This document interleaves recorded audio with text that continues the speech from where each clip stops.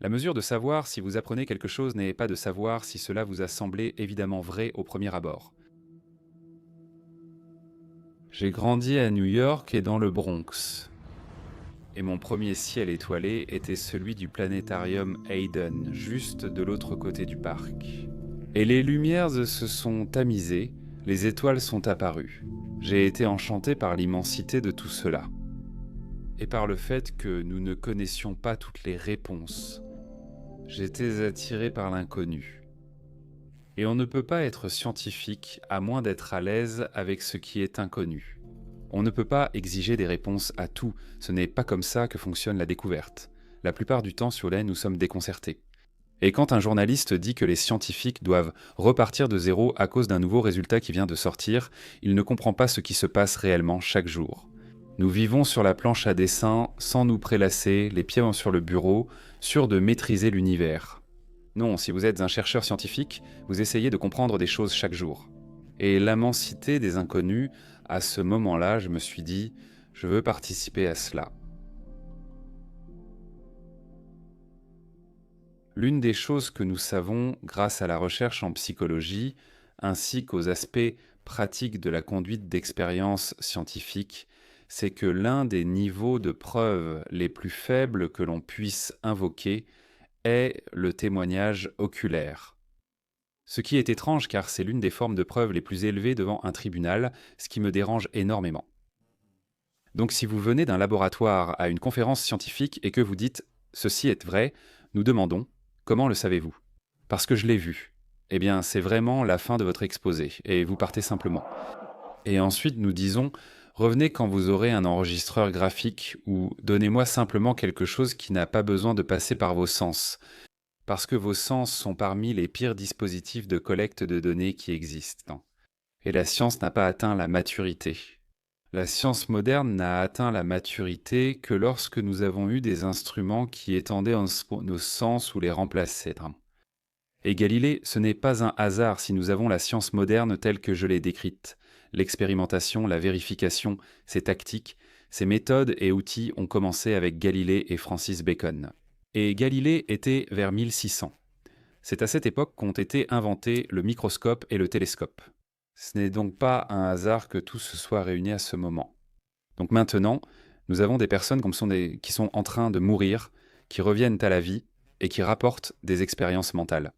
Et c'est intriguant. C'est intriguant. Mais comme cela relève du témoignage oculaire, vous pouvez peut-être l'établir comme une vérité personnelle. Mais il faudra plus que cela pour l'établir comme une vérité objective. Une vérité objective est celle que la science découvre. Et c'est le genre de vérité qui est vraie que vous y croyez ou non. D'accord ? Elle existe en dehors de votre culture, de votre religion, de votre affiliation politique. Les vérités personnelles, si je peux considérer cela, seraient, d'accord, Jésus est votre sauveur. C'est votre vérité personnelle. Vous ne pouvez pas convaincre quelqu'un d'autre que Jésus est son sauveur de manière objective. Vous devez les persuader. Vous devez les persuader, parfois même par la guerre, n'est-ce pas ? Regardez les guerres qui ont été menées entre des religions qui n'étaient pas d'accord sur l'identité de leurs sauveurs respectifs. Alors, bien sûr, Si je marchais sur l'eau, te rendais la vue, créais pain et poisson à partir de rien. ce serait incroyable. Nous enquêterions et dirions « Waouh !» Oui, nous le ferions. Vraiment, ce serait quelque chose d'incroyable. Et ensuite, non. Si nous ne pouvons pas expliquer cela par d'autres lois connues de la physique et que ça n'arrive qu'avec toi, alors là, on se demanderait d'abord si tu es un extraterrestre ou quelque chose comme ça, non? Mais non, il serait tellement facile de démontrer la divinité si, en fait, tu avais le pouvoir que tu voulais montrer. Est-ce que tu vois une intention ou quelque chose dans l'organisation du cosmos? Ouais, donc si l'intention est une question intéressante quand on l'applique à l'univers. Pendant très longtemps, philosophiquement, les gens imaginaient que l'univers était un endroit parfait. La Terre était un havre pour la vie, en particulier pour la vie humaine, et tout est parfaitement adapté pour nous. Et cela pourrait vous amener à penser qu'il y a une intention derrière l'univers, que l'univers répond à nos besoins. Et bien sûr, comme vous pouvez vous en douter, cela est très présent dans les philosophies religieuses, où les adeptes de cette religion particulière sont convaincus qu'ils sont plus spéciaux que ceux des autres religions, ou qu'ils ont plus raison en agissant ainsi. À grande échelle, en observant l'univers et ses structures, on peut se demander, et si toutes les galaxies étaient intégralement espacées, au lieu de former des filaments et des structures, botilleux? Peut-être vous poseriez-vous la même question. Y a-t-il une intention? C'est magnifiquement ordonné.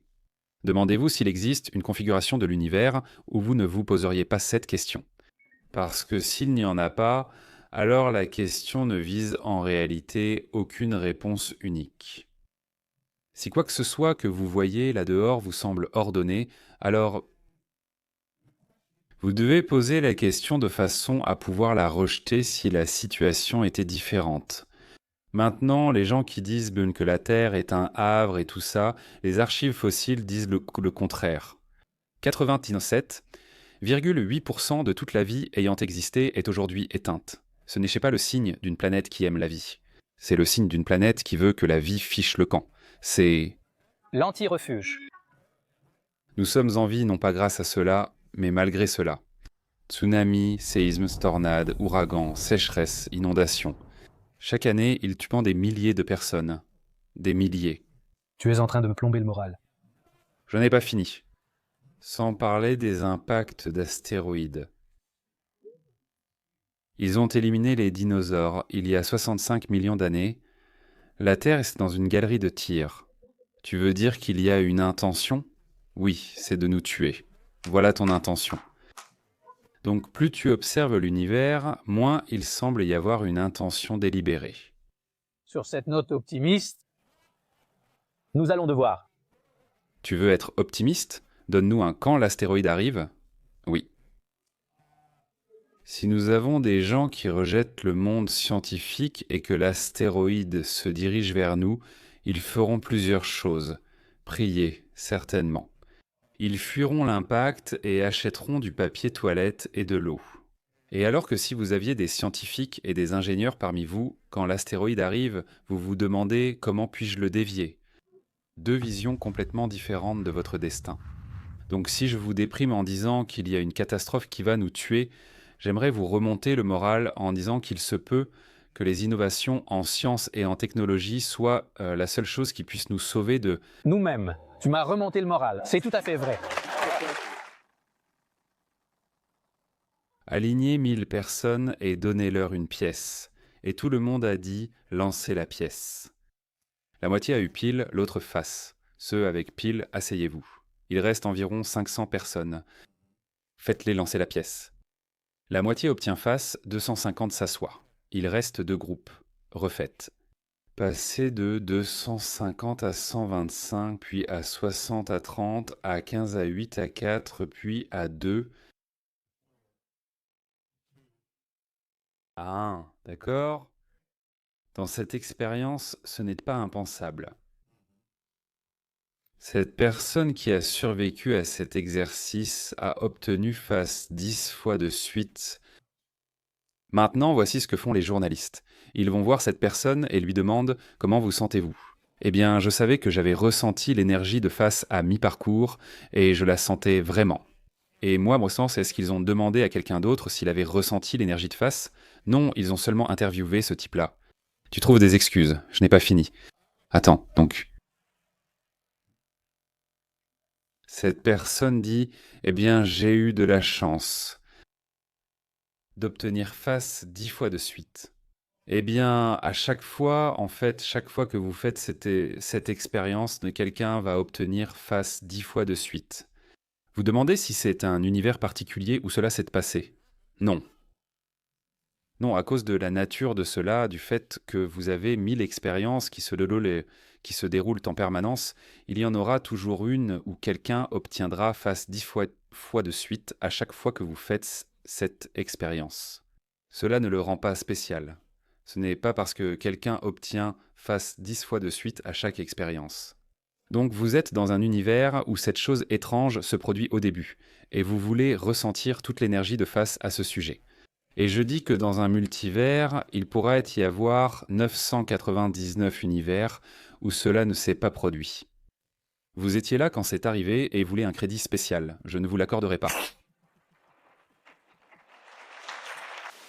En tant qu'astrophysicien, nous avons vu à travers le temps l'arrogance qui accompagne chaque découverte qui est faite, ou l'arrogance qui empêche d'accepter une découverte qui pourrait diminuer votre estime de vous-même par rapport à ce que vous imaginiez auparavant.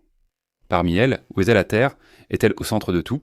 Non, ce n'est même pas une planète significative en orbite autour d'une étoile ordinaire dans un coin d'une galaxie tout à fait banale, l'une des 100 milliards de galaxies de l'univers. Et donc, nous disons ici, cherchons la vie dans l'univers, une vie intelligente comme la nôtre. Eh bien, qui sommes-nous pour dire que nous sommes intelligents? Je ne pose pas cette question pour plaisanter, c'est une question très sérieuse.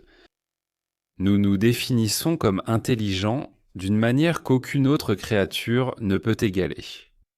D'accord. Alors, à quoi attribuons-nous cette intelligence?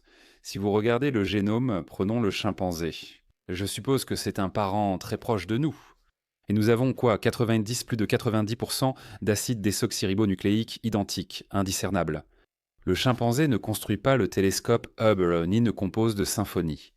Nous devons donc déclarer que tout ce que nous considérons comme intelligent chez nous se trouve dans cette différence de 1,5% d'acides désoxyribonucléiques. D'abord, est-ce une affirmation juste à faire? D'accord. Permettez-moi de retourner la question. Si la différence génétique entre les humains et les chimpanzés est aussi faible, peut-être que la différence dans notre intelligence l'est aussi. Peut-être que la différence entre empiler des boîtes pour attraper une banane, ouvrir un parapluie quand il pleut, ou toutes ces choses rudimentaires qu'un chimpanzé fait et dont les primatologues se vantent, alors que bien sûr nos tout-petits peuvent les faire aussi, est aussi minime. Peut-être que la différence avec le télescope Hubble est aussi minime que celle d'acides désoxyribonucléiques, car je pose la question. Supposons qu'il existe une autre forme de vie sur Terre ou ailleurs qui, sur ce même vecteur, aurait avec nous la même différence d'1,5% que nous avons avec les chimpanzés. Supposons qu'ils soient différents de nous d'1,5%. Ils amèneraient alors le plus intelligent d'entre nous devant leurs humatologues et diraient « Hawking, voilà Hawking ». Oh, celui-ci est légèrement plus intelligent que les autres parce qu'il peut faire des calculs d'astrophysique dans sa tête. Comme le petit Timmy, ici présent.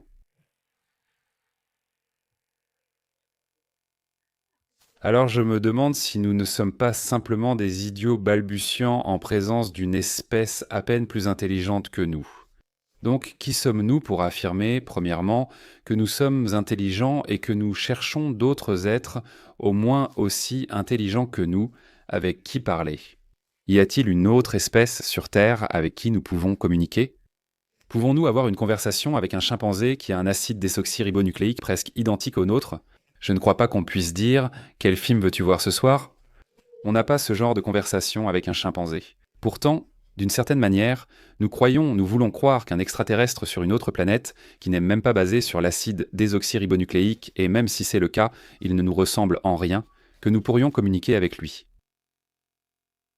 Il y a un groupe de 4 astrophysiciens qui, en utilisant des données nucléaires récemment déclassifiées de l'effort de guerre en 1957, déduisent que l'origine des éléments chimiques dans l'univers provient des étoiles qui